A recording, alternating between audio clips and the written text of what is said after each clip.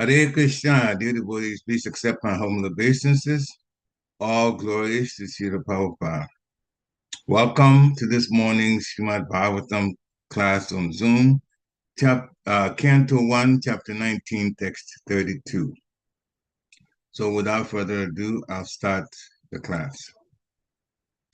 Jaya Radha Madhava Kunja Bihari Jaya Radha Madhava Kunja Bihari Jaya Gopi Janavallabha Ivadadari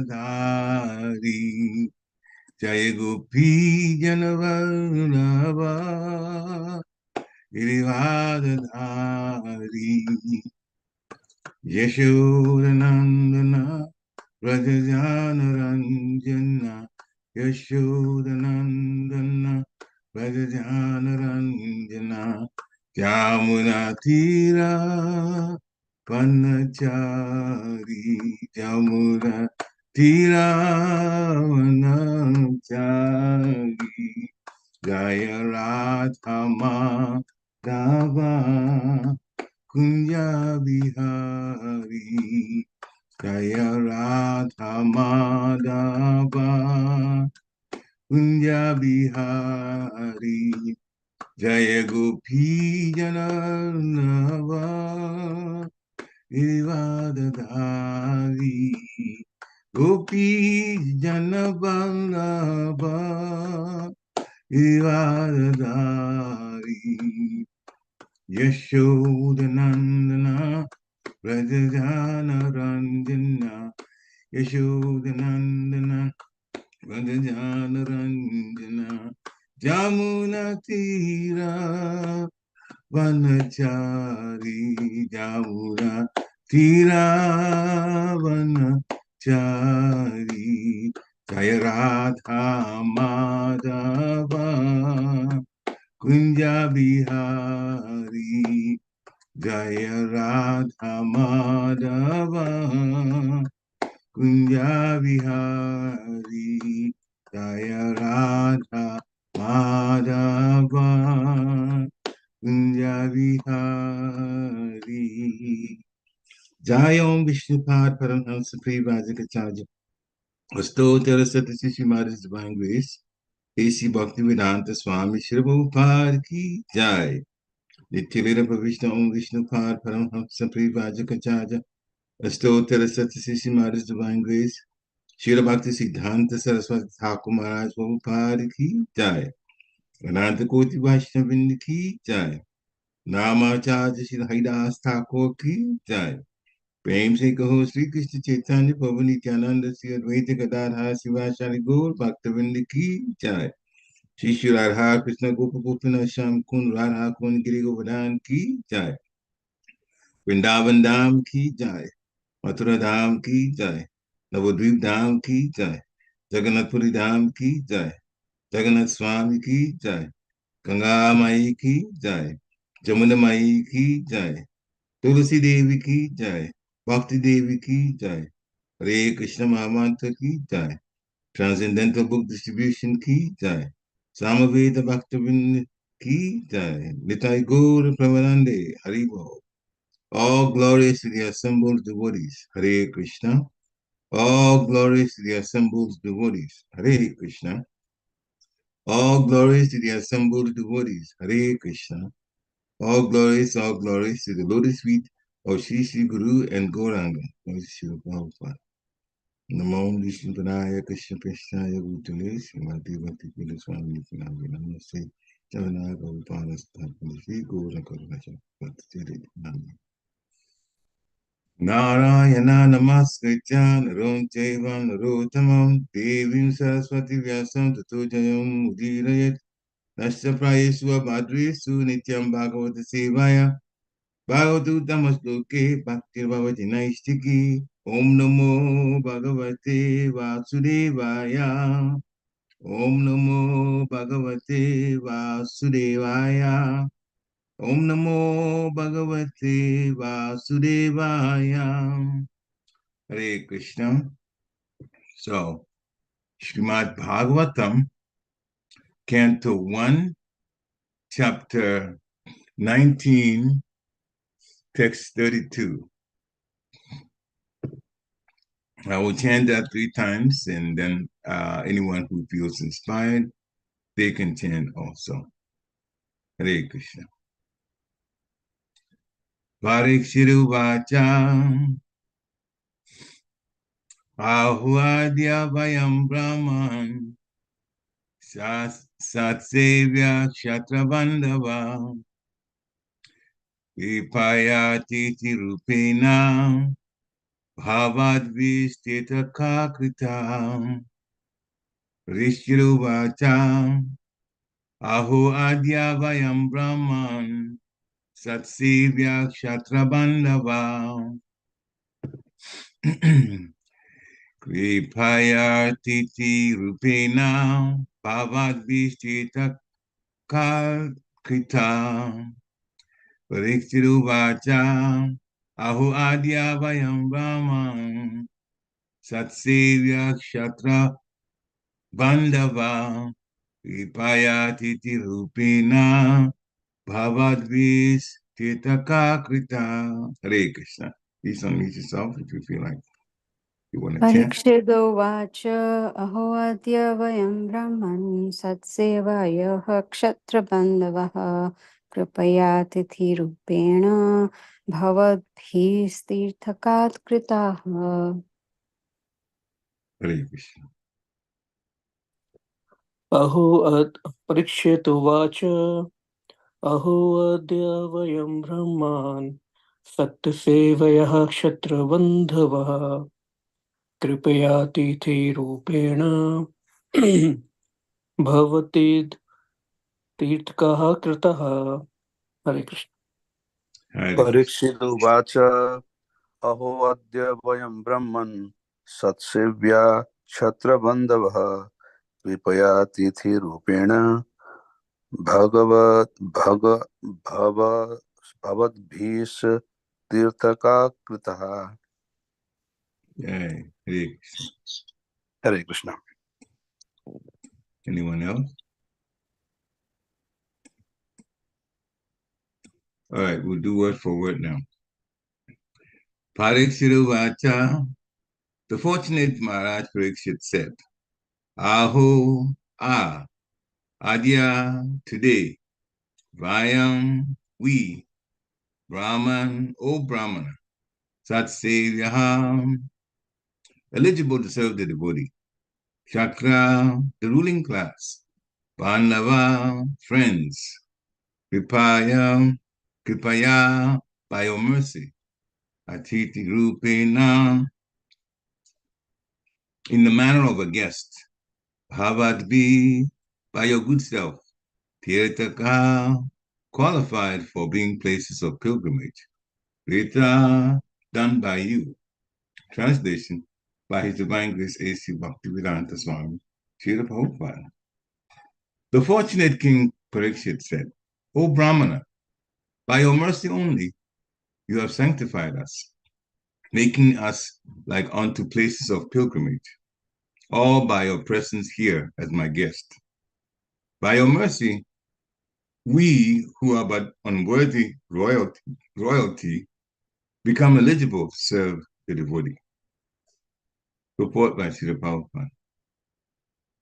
Saintly devotees like Shukadeva Goswami generally do not approach worldly enjoyers, especially those in royal orders. Maharaj Prataparudra was a follower of Lord Chaitanya, but when he wanted to see the Lord refused to see him because he was a king. For a devotee who desires to go back to Godhead, two things are strictly prohibited: worldly enjoyers and women. Therefore, devotees of the standard of Shukadeva Goswami are never interested in seeing kings. Maharaj Pariksit was, of course, a different case. He was a great devotee, although a king, and therefore Shukadeva Goswami came to see him in his last stage of life. Maharaj Pariksit, out of his devotional humility, felt himself an unworthy descendant of the great Kshatriya forefathers, although he was as great as his predecessors. The unworthy sons of the royal order are called Kshatriya Bandhavas, as the unworthy sons of Brahmanas are called Dvija Bandhus or Brahma Bandhus. Maharaj Pariksit was greatly encouraged by the presence of Shukadeva Goswami. He felt himself sanctified by the presence of the great saint, whose presence turns any place into a place of pilgrimage. Oma Gnati Vidandasya, Jnana Gna Shalakaya, Chakshu Omaditam Jena Tasmai Sri Gurave Namaha. Sri Chaitanya Manovistam Stapitam Yena Bhutale, Swayam Rupa Kadamayam Dadanti Swapadantikam.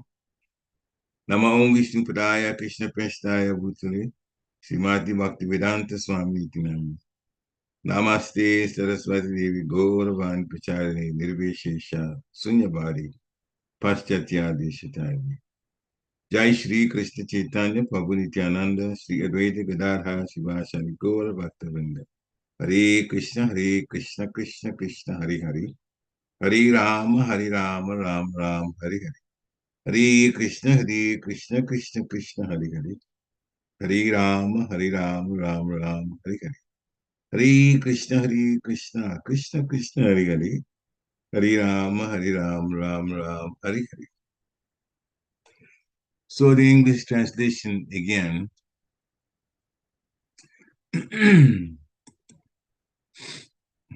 The fortunate King Pariksit said, O Brahmana, by your mercy only, you have sanctified us, making us like unto places of pilgrimage, all by your presence here as my guest. By your mercy, we who are but unworthy royalty become eligible to serve the devotee. Hare Krishna. So, This is Maharaj Pariksit addressing Shukadev Goswami. Maharaj Pariksit is feeling very fortunate that Shukadev Goswami has come to where that he is at the time that he is set to leave his body in 7 days. So the presence of Shukadev Goswami was like a Tita, a place of pilgrimage. And that is what Maharaj Pariksit is saying, that, oh Brahmana, oh Shukadev Goswami, by your mercy, it's his mercy because it was his decision to come to where Maharaj Pariksit was next to the banks of the Ganga River. So, by your mercy only, you have sanctified us. When a person comes in contact with a pure devotee of the Lord, that contact, even for a moment, raises the vibrations, to borrow a New Age word, of the person that has come in contact with that pure devotee. The mercy of the pure devotee gets showered on that person by just the pure devotee's presence. The interesting thing in this situation is that Maharaj Pariksit himself was a pure devotee. So his presence also sanctifies. But because Shukadeva Goswami was coming there to speak to him, the wonderful Bhagavad Purana, and because of Maharaj Parikshit's training, then he addressed Shukadeva Goswami with such sweet words, describing the potency of a Brahman, a Vaishnav, a pure devotee, that one, their presence turns wherever they are to a place of pilgrimage. And the second point, it says, we who are unworthy royalty have become eligible to serve the devotee. Because Shukadeva Goswami had come, now it was possible for Maharaj Pariksit to serve him. Now, Maharaj Pariksit said unworthy royalty as a matter of his showing his own humility. He's a great devotee and pure devotee of the Lord. Generally, as Srila Prabhupada has said, saintly devotees don't go near worldly enjoyers, especially those in the royal order. So first point that Srila Prabhupada makes. They have so much royalty. They have so much because the taxes collected from the whole country or state, a percentage gets given to them for their upkeep. So their upkeep is a very, very opulent one. So much is available. And that's just the way it is for them. And so Maharaj Pariksit had, being part of royalty, had so much. And Srila Prabhupada gives the example of Pataparuda Maharaj in Gora Lila. He was very much connected with the Supreme Personality of Godhead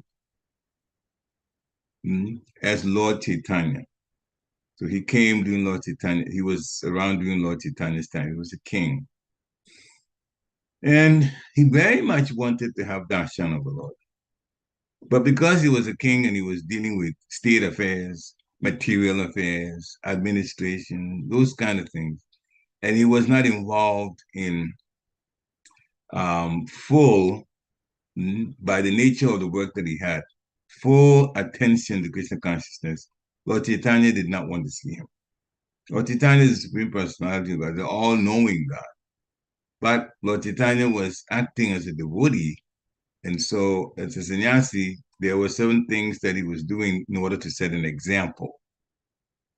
And the example required that sannyasis not hang around with those who were materialistic. Maharaj Pataparuda may be a highly elevated devotee of the Lord, but that's not true for all kings. And of course, the situation we have now in this world, in this Kali Yuga time, that's clear that Lord Chaitanya was around, that he would not see anybody that holds Maybe Prime Minister Modi slowly. Now he may be under some circumstances, but practically everybody else in the world, lots of time come near them. Mm. But when sannyasis, they come to places where kings are, then the kings feel honored. If they understand the potency of the pure devotee of the Lord that's come to visit. If they understand. Sometimes they don't. In fact, many times they don't these days. That's the way it is. So, Shiv Prabhupada also makes a point that for those who want to go back to Godhead, two things are strictly forbidden. Worldly enjoyers means worldly or material sense gratification.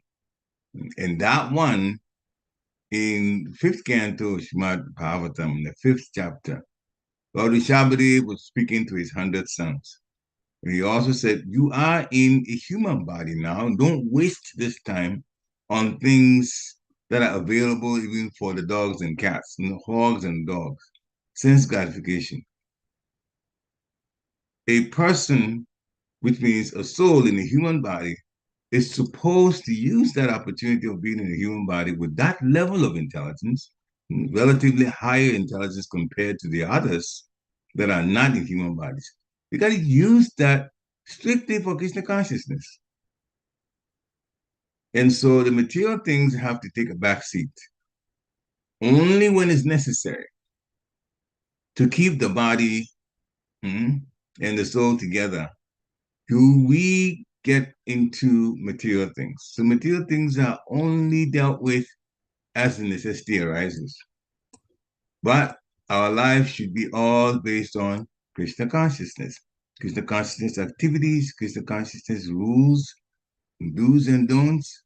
That's all that should matter. And the great thing about it is the more we turn our attention towards Krishna consciousness things and put our hearts into service, the happier we become. And the more we realize that material sense gratification isn't really happiness. In many ways, it's an impediment because whatever anybody says sense gratification is enjoyable, there's always something terrible tacked on. Anything, name anything, and we'll be able to tell you what the harmful side effects of that so-called enjoyment is. But spiritual service is totally a situation where we can really relish. When a person is singing bhajans or kirtans, and especially in kirtans, they're dancing, they are totally happy. And the kind of happiness that comes is not the same as so-called material happiness from sense gratification, having so many things, material things. It's very different. And the great thing about it is that it doesn't have anything to do with our level of wealth, material wealth. A poor person can connect with the kirtans of the Lord and dance their heart out. A rich person can do the same thing. And that reminds me of a story that was told by Sri Radhanath Maharaj in one of his lectures that I was listening to. So there was this very rich person in India, owned so much property, nice cars and everything. And one of the cars, this driver, so drives him everywhere he wants to go. But he was also inclined to Krishna consciousness, so he came to the temple. And when he came to the temple, obviously his driver drove him to the temple. So he came in, he sat, listened to the lecture. His driver also came in. And then after that, there was kirtan. And everybody started dancing. So this rich man also started dancing. And guess what? His driver was also there. He started dancing. So now, driver, servant, and the rich man were dancing together. Now, that would never happen in any material situation between those two. It wouldn't. This driver has to respect his master in all cases. Whatever he says, he has to humbly agree and do. That goes for the other servants. But when they came to the temple, they were worshiping the Lord together and dancing together. There was no servant and master in that situation. So when it comes to spiritual activities, then everybody relishes the nectar that comes from it, whether you're a servant for somebody else or not. So this is how potent the joy that comes from spiritual activity is. So, Srila Prabhupada is saying that a pure devotee like Sukadeva Goswami is not really interested in seeing kings, but Maharaj Pariksit was a pure devotee of the Lord. But because he was a pure devotee of the Lord, and secondly, because he was about to leave his body, Sukadeva Goswami decided to give him that mercy by speaking Srimad Bhagavatam to him. So, Maharaj Pariksit, Prabhupada also says that he felt himself an unworthy descendant of the great Kshatriya forefathers, the Pandavas. He thought himself an unworthy descendant, even though he was, as Srila Prabhupada says, as great as them, the Pandavas. That is the devotional humility.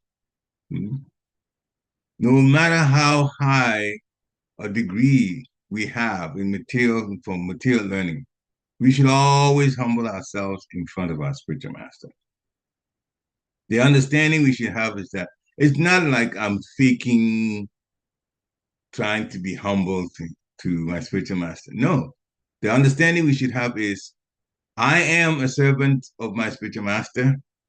He is a representative of Krishna.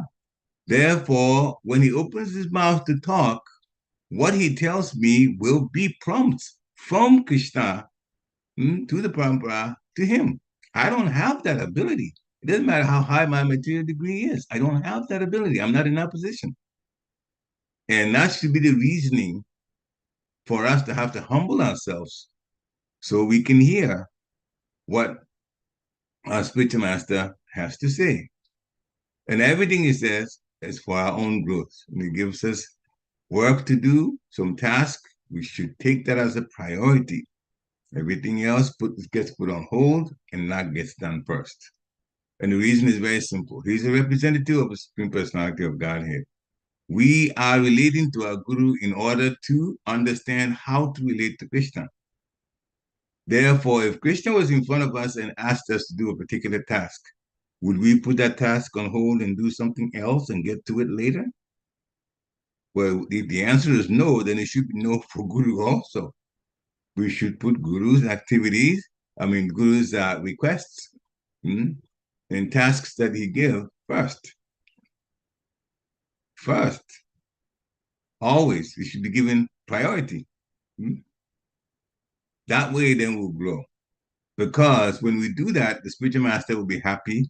The spiritual master will realize that we are reliable. And a reliable person gets more service, and more service means more spiritual credits, and more spiritual credits. Not only that, the spiritual master is also happy with us. And when the spiritual master is happy, then Krishna is happy. This is another way in which Srila Prabhupada defines Yashat Prasad Bhagavat Prasad. By the mercy of Krishna, one gets Guru. But he's also defined it that way, that when Guru is happy, Krishna is happy.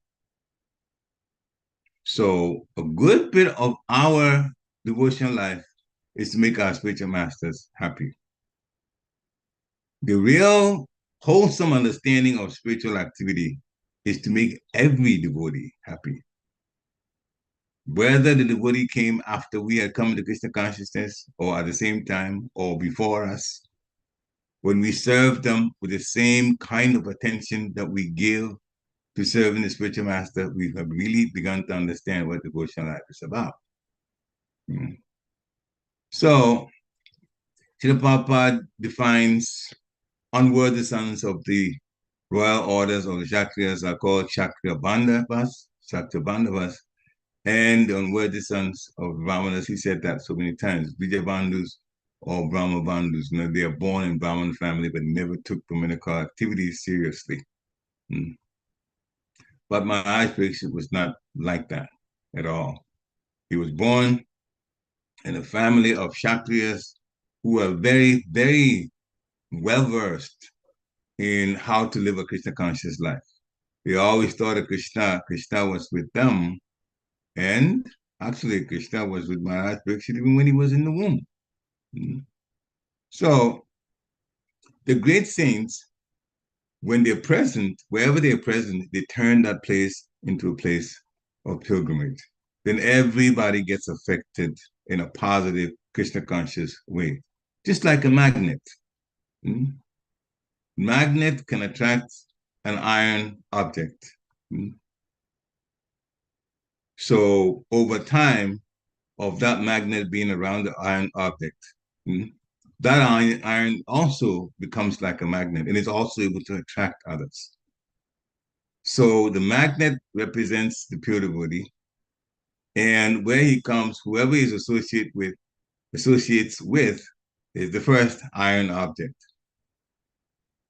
That effect of that magnet will in fact be taken in by the iron, and then iron also will become like a magnet. Mm. So the pure devotee purifies wherever he goes. And those who are in his presence or her presence, they will also be purified, and they will also begin to spread what they hear from the pure devotee. So they sanctify wherever they go. In Srimad Bhagavatam, Canto 1, Chapter 1, Text 15, it's been explained, oh Sutta, this is the translation. Those great sages who have completely taken shelter of the lotus feet of the Lord can at once sanctify those who come in touch with them. Mm-hmm. And then there's a comparison. Whereas the waters of the Ganges can sanctify only after a prolonged use. So the great sages can sanctify those who come in touch with them even quicker than going to the waters of the Ganges and bathing there and getting some sanctification from that. Mm-hmm. So pure devotees of the Lord, in that sense, are quicker to sanctify, and therefore, in that sense, more powerful than even what the sacred river Ganges can give. This is Srila Prabhupada explaining it that way. Mm-hmm. One can be sanctified at once by the mercy of a pure devotee of the Lord. Mm-hmm. So, any person, regardless of the kind of birth that they took, Shudra, merchant, woman, whatever, man, we can take the shelter of the lotus feet of the Lord, and Srila Prabhupada had made that possible by following the instructions he's given, and by so doing, return to Godhead. Now, taking shelter of the lotus feet of the Lord means to take shelter of the pure devotees of the Lord, because the Lord is locked up in the hearts of the pure devotees. Therefore, if we take shelter of the lotus feet of the pure devotee, one has in fact taken shelter of the lotus feet of the Lord. Because pure devotees' business is 100% to serve the Supreme Personality of Godhead. And that's why they're honored by names like Prabhupada. So A.C. Bhaktivedanta Swami, Srila Prabhupada there, Srila Bhakti Siddhanta Saraswati Goswami is called Prabhupada, Rupa Goswami is called Prabhupada, or sometimes Vishnupad. Jayam Vishnupad Paramhamsa Parivajakachaja. Those are the lotus feet of Lord Vishnu, purified. And those are representative of the lotus feet of the Lord. Therefore, if we take shelter of them, then we are automatically taking shelter of the lotus feet of the Lord. So it is not so difficult. It's just a question of our determination. What we want to do in this lifetime. Do we want to still be involved in material activities? Or do we want to turn our attention, not partly, but fully towards the Supreme Personality of Godhead?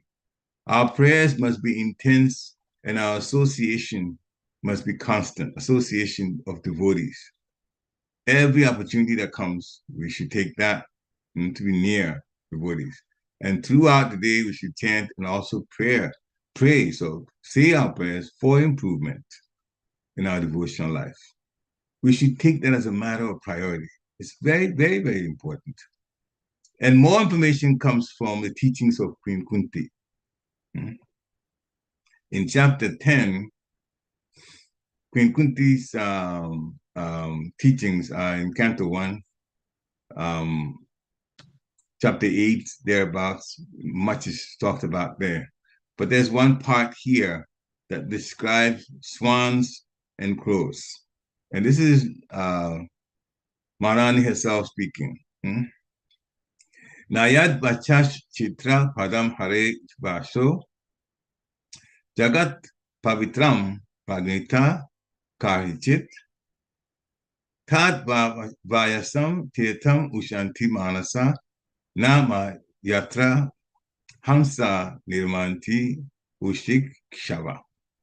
And the translation is that those words which do not describe the glories of the Lord, who alone can sanctify the atmosphere of the whole universe. Those words who do not, the words which don't describe the glories of the Lord are considered by saintly persons like a place of pilgrimage for crows.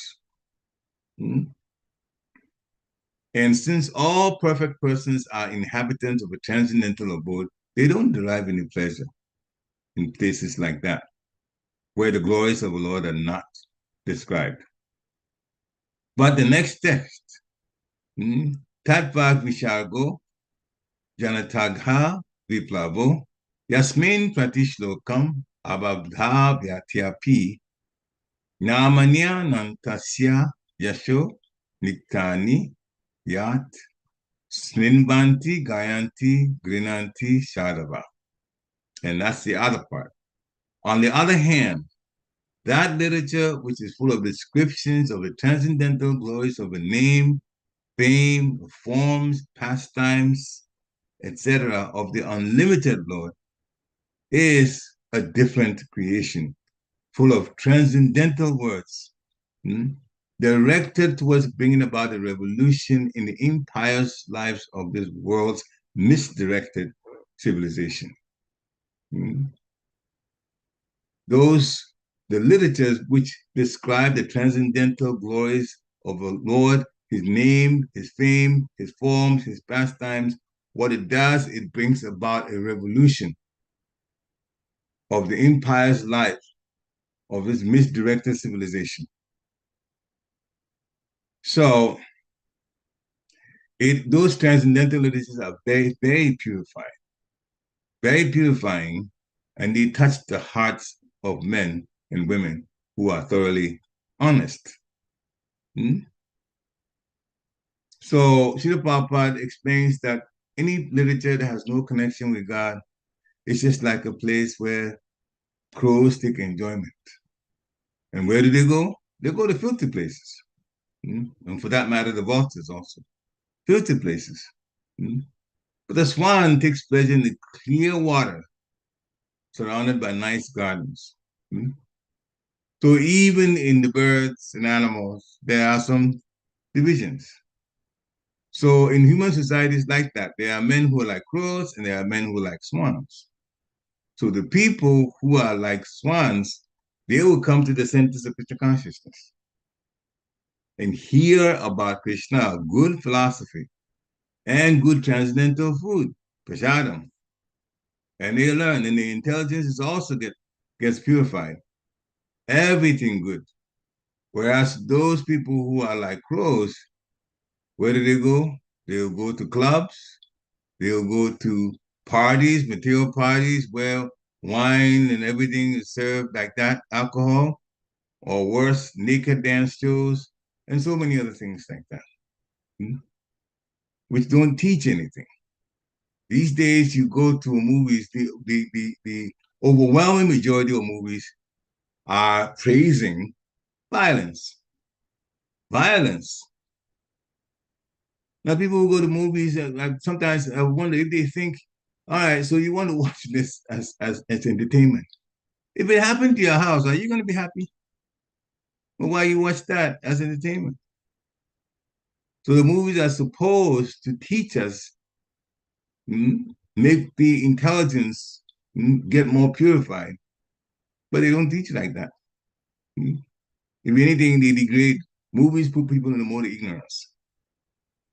So the pure devotees, we should be like them. They please the personality of Godhead, and that is their only duty. As it says in Bhagavatam, Canto 1, Chapter 2, Text 13, Samshidi Hari Toshana, to serve the Supreme Personality of Godhead. The whole text is Atapumvidujasishta Vanashama Vivagasa Sanusti Tasya Dharmasya Samshidi Hari Toshana. To please the Supreme Personality of Godhead. Samshidi Hari Toshana. So the full translation is that, O best of the twice born, it's therefore concluded that the highest perfection that one can achieve by discharging the duties prescribed from one's own occupation, according to what's left of the caste and divisions and orders of life. And I said that tongue in cheek because we're not even following the Banacham system now. But the highest perfection is to please the personality of Godhead. When we're doing service, we shouldn't be doing service just as a matter of, all right, I have to do, therefore I'm doing. No. Our mind should be, I am fortunate enough to be serving the Supreme Personality of Godhead or serving the Supreme Personality of Godhead's representative, Guru, serving the Supreme Personality of Godhead, that's the deity, or serving the servant of the Supreme Personality of Godhead, the devotee. And that is my wonderful opportunity. Therefore, let me make the most of it. Let me make the most of it. So the Varnashram system is there for Varnas and for ashrams. The idea is to bring people ultimately to realize the absolute truth. It's not done for artificial domination of one division over another. The Brahmanas is we are higher than the Kshatriyas, and they say they are higher than the Vaishyas, and the Vaishyas says they're higher than the Shudras. No, the whole point is to bring everybody to ultimately realize the absolute truth. Therefore, the conclusion is one should please the Lord. We all should please the Lord by pleasing the devotees of the Lord, pleasing the deity, and pleasing the spiritual master. And anyone who makes his business of doing that, that person has already been liberated. They may be still in the material world, but they get it. They get it that life is about spirituality.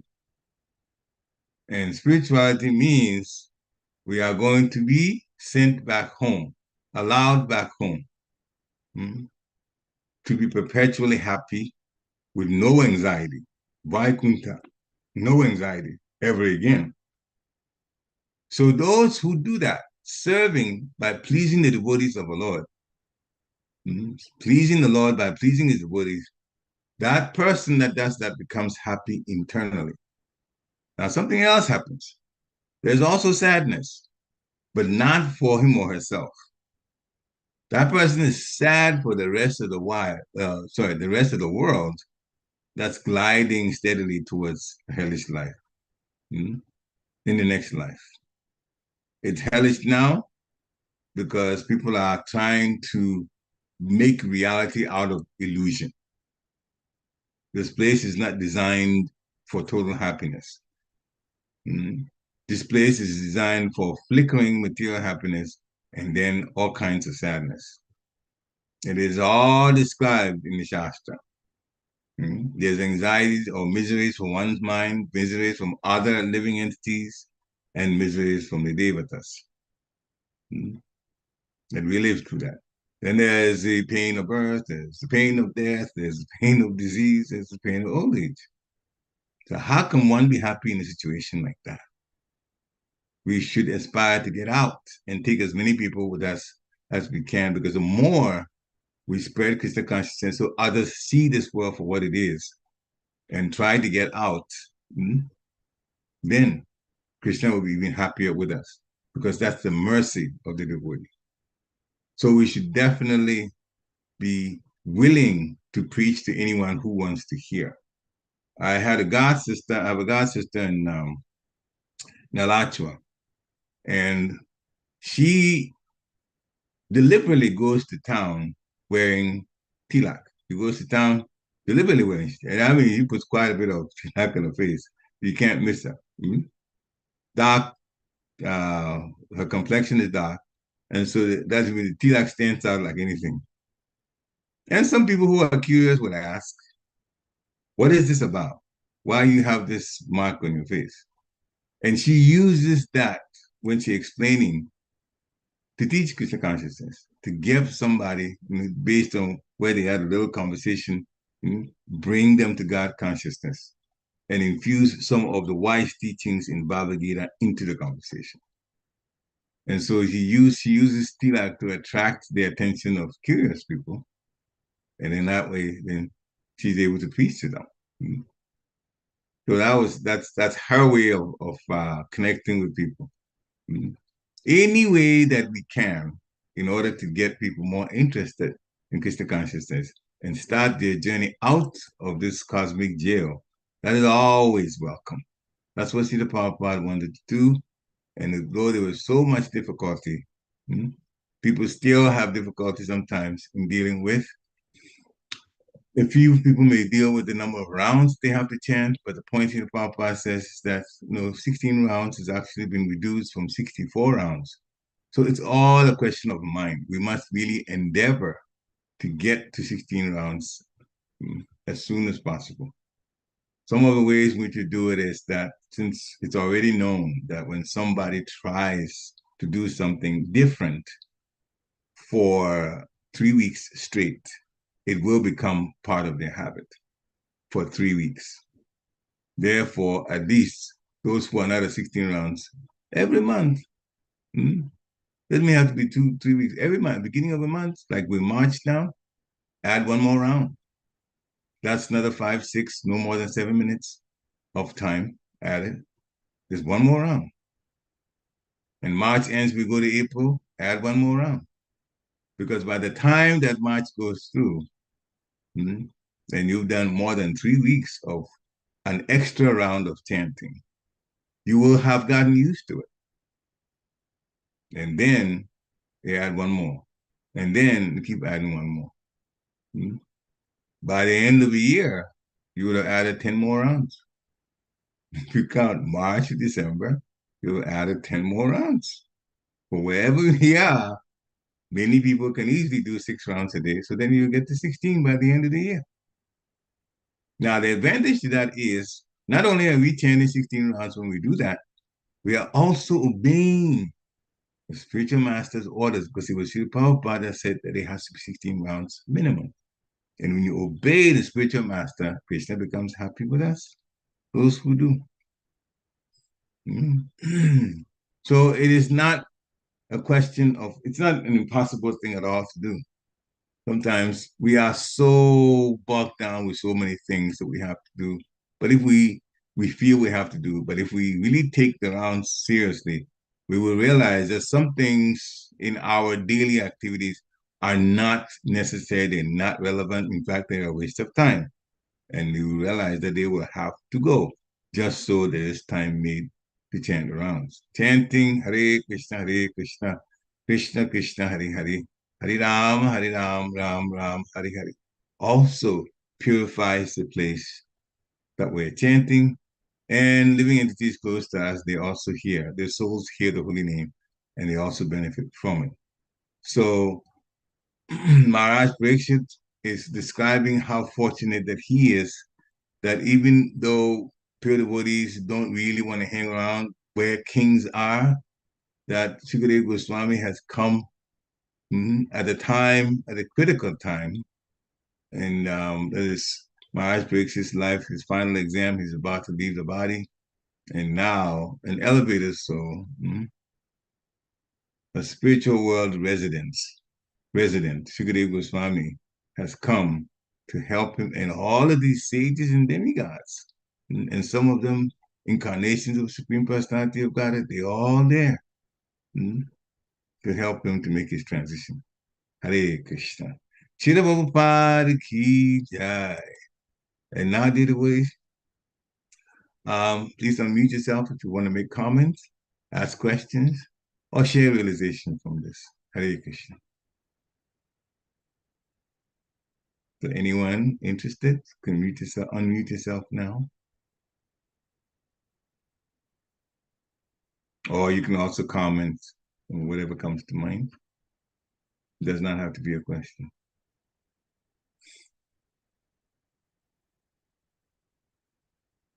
Okay, I'm not hearing anything, so does that mean everything is well understood? I don't see anything in the chat also, and I'm not one to impose on anyone. So if there isn't, then thank you very much for coming to hear.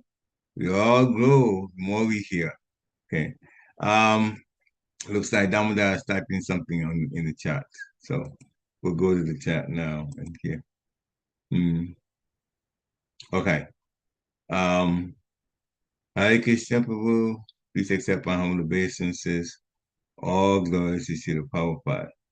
So I'm assuming that there's some more that's coming. So when he finishes. In the meantime, it is very important to relate well to each other. Don't wait till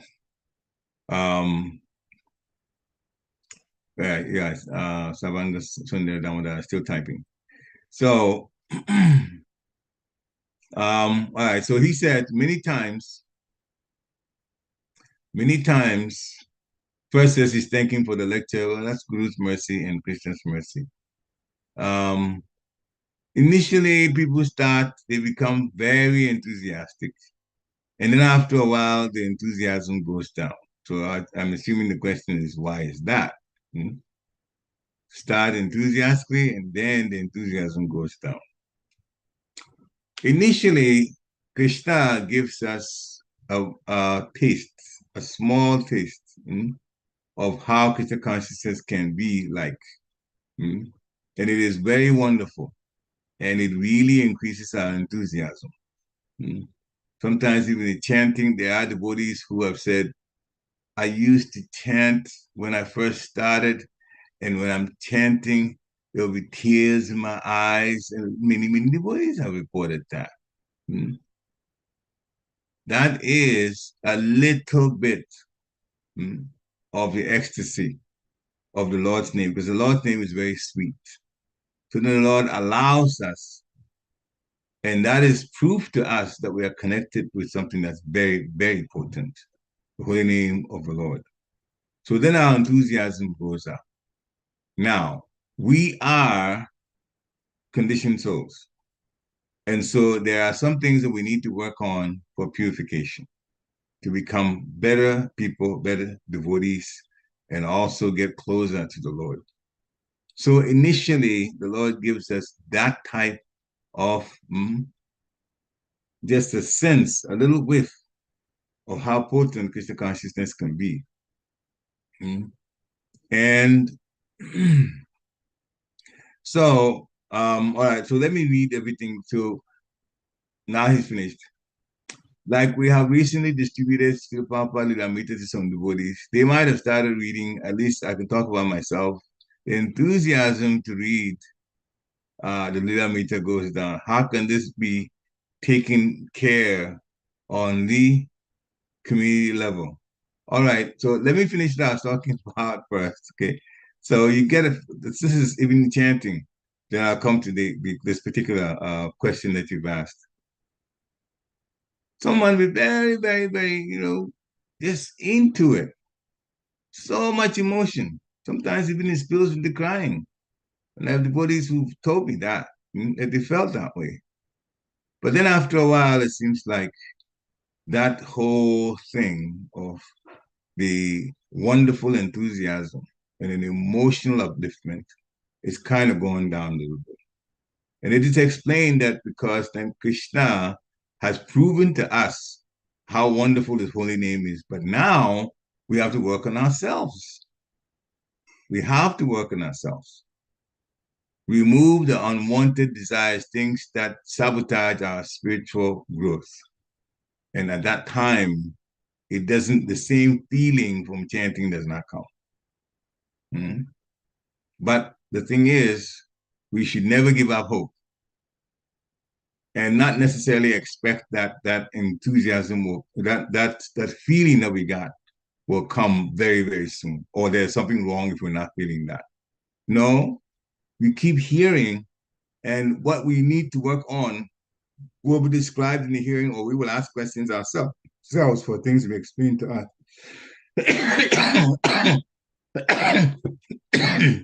Excuse me.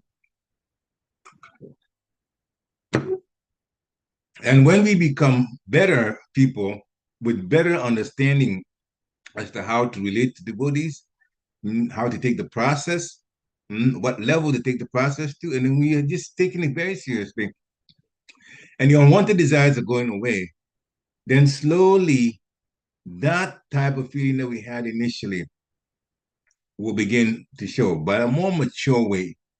This was not that none, it won't be just the mercy of the Lord giving us a little whiff of what it can be like. But this time we will actually be immersed, and the enthusiasm will be enthusiasm that's mature and it's there to stay. So we get some help in the beginning, and that can kick our enthusiasm up. But when we are, especially that time when we're working on ourselves, we have to stay with an experienced devotee, be associating with them. Sometimes you can copy what they do. Sometimes you can ask them questions and get some help, direct help, like that. Now, Damodaran was question about reading Srila Prabhupada's Lila Mita. Srila Prabhupada's Lila Mita specifically is wonderful, but it is also an emotional roller coaster. And because when you reading and you're putting yourself into the situations that Srila Prabhupada went through, sometimes it can trigger different emotions. I myself had the experience of reading Srila Prabhupada Lilamrita initially up to a point, and I couldn't take all of the challenges that came to him, thinking him to be a pure devotee, and going through this. That it was too much for me, so I put it down for a while. This was a two big volume type. And then when the 7 books came, I picked it up again, and somehow by my Guru Maharaj's mercy, I was able to read through and even bypass the places where he was having difficulty. And in many, many, many ways, we read most of it, and I'm almost at the end of book 6 now. Challenges came. In the beginning, great challenges, but different types of challenges came later also, even when he had disciples.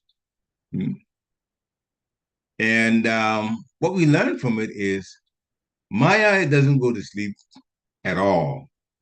Maya is always challenging us. But it's like we're taking exams to improve. If you take an exam at the end of a week, every week, when you're in school, you will, in fact, be taking the work seriously because at the end of the week, we'll be tested. Maya is constantly testing us. And so if we realize that, then we should be on top of, very, very, very serious about our devotional activity. Take that very, very seriously. Srila Prabhupada Lilamrita, there's so much to learn from it. There's so much, that we begin to understand about Srila Prabhupada himself. And I'll give you one example.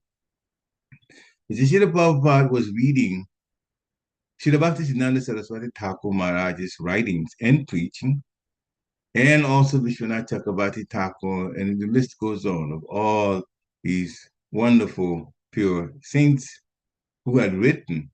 And with that, he was writing purports for us. Now, if anyone knows anything about Srila Bhaktisiddhanta Saraswati Thakur Maharaj, he tends to use very big words in his English writings. But you don't see big words in Srila Prabhupada's English writings.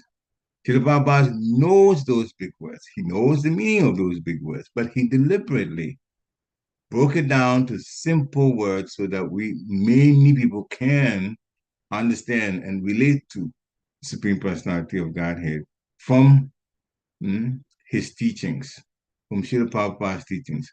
So he deliberately broke it down to simpler words, simpler, part of English language, so that many, many more people can understand and be able to express it to others too. So it was deliberate on his part. And that's also his mercy. Mm. There was struggle with regulatory principles. That's also there in Prabhupada Lamita.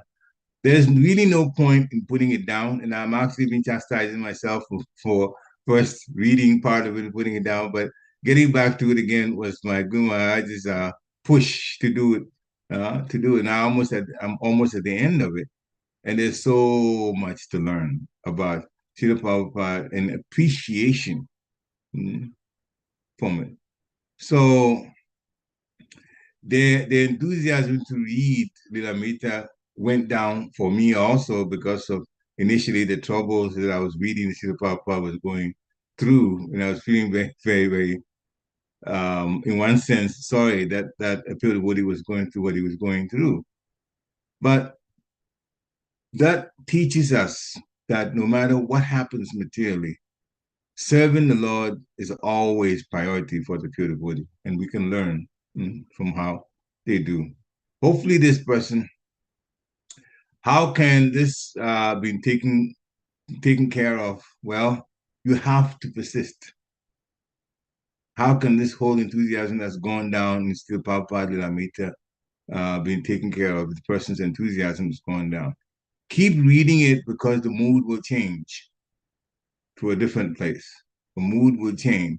Or we can also, have a particular time set aside to read Lilamita. Whatever we do in certain times, we can have, again, everybody's day is different. So I can't really give, or nor do I really want to. There's times that I do take the book and read. It may be different from when somebody else would take the book and read. But have the book near you. One of the ways. Have the book near you. If it's near you, more than likely you'll pick it up. And also understand who we're talking about. A.C. Bhaktivedanta Swami Srila Prabhupada has made a difference in the lives of people who are in Krishna consciousness around the world now. Who better to know about? That is, educate the mind. Who better to know about than Srila Prabhupada? And that should be motivation, hopefully, to take the book and keep reading. Very good question and very good comments too. Hare Krishna. Thank you. Anyone else wants to unmute? Now we're at the top of the hour, so. Hare Krishna, Prabhuji. Please Hare accept my Krishna. humble obeisances. All Accept glories to mine. Srila Prabhupada. I was Dang. just, reflecting on Savanga's question here, and it had me thinking about myself as well on the path, and all the struggles we have. Prabhuji, Yeah. my question is, could you speak on the importance of congregational chanting? The importance of congregational chanting, it cannot be stressed even more. I mean, it's just very, very, very, very, very effective. The Lord Chaitanya, was doing that. He came to this world a little over 500 years ago, playing the role of a devotee to teach people what it is like to be a devotee. And he spent a good bit of his time after he got initiated by Ishwara Puri chanting the holy names of the Lord in congregation. The sound vibration of a number of devotees chanting the holy name is very purifying all around the world, up to the different universes. Planets are connected, and the sound goes all around the world. The fact that we don't have ears that are that perfect, and we have imperfect senses that includes the ears, that does not mean that the sound doesn't go around the world. It does, because the sound travels in waves. But there are sound waves, and science knows that. And waves just keep traveling. You keep traveling even to the point where one person has not, again, is out of their sonic, their ability to hear. But it goes around the world. So congregation is chanting. Hmm? More people are chanting. The effect of that is far more purifying than even one person is chanting. Although one person is chanting, we can't put that down either. The holy name is just very potent. Once you connect with it, then there's all benefit to the person who is connecting and the person who's also hearing. So yes, the effect of congregational chanting is very, very important. And we're talking about congregational chanting of bhajans, kirtans, and japa. And japa. We're not talking about the singing only. Hmm? Congregational chanting of japa happens in the temples, usually after the morning program of welcome. I mean, when the excuse me, when the deities wake up and we serve them, and then we also do the Shingrei prayer, and then after that the Tulsi, and after that the chanting. When many people are in the temple and they're chanting, it has a great, great, great effect. Congregational japa helps for people, those who are chanting, those in it, to stay very focused on the holy name. It's very easy. Your mind does not travel very much when you're chanting and other devotees are chanting around us. It's very inspiring to chant and then to see others chanting and they're chanting their hearts in it. So there's benefit all around. When we sing in town, everyone that hears gets purified, whether they know it or not. It has an effect on them. Hmm? They hear the holy name of the Lord, they get purified. So chanting in town, that's also very important. Hmm. So all of it benefits. So once you get an opportunity to be involved in it, don't lose that opportunity. Please go, because the benefit is for us as well as for those who will hear us chant. Good question. Thank you very much for bringing it up. Hare Krishna. Hare Krishna. So, anyone else wants to unmute and join in the conversation? Hare Krishna, Prabhuji. I just wanted to add on that point you mentioned, that like kirtan, going out on Harinam Sankirtan versus, that japa with devotees in the temple. You were talking about, the enthusiasm, like the devotee that's like, oh, I used to cry during japa, and now, that's dwindled a bit. I took these vows. Am I growing in Krishna consciousness?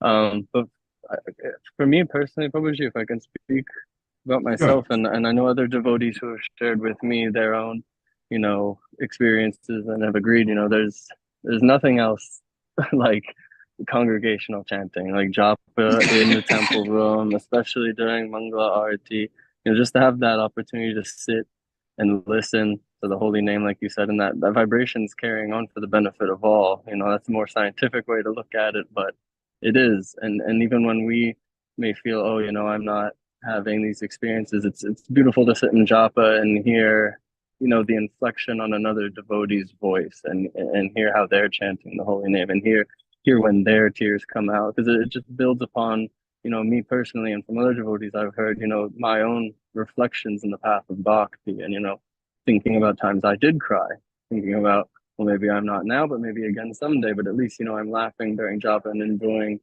the chanting of other devotees. So just wanted to say that. So thank you for making those points as you did, Prabhuji. Hare Krishna. Hare Krishna. Very important actually to keep chanting. Especially in congregation when opportunity comes, be part of it. Definitely. Hare And Krishna. and Prabhuji, it's what we get to do. Like you've helped me so much. Building our schedule and saying, okay, we're doing a little now. We can, without hard or fast rules, we can add more. We can add more, and then it gets to the point where you're like, okay, I'm doing all this service for Krishna, even if it's, my mundane material tasks. But at the end of the day, when I have time, even like the Lilamrita, keeping that close to you, just having the book with you, just having the bead bag, knowing I get to read, I get to chant. So thank you, Prabhuji. Hare Krishna.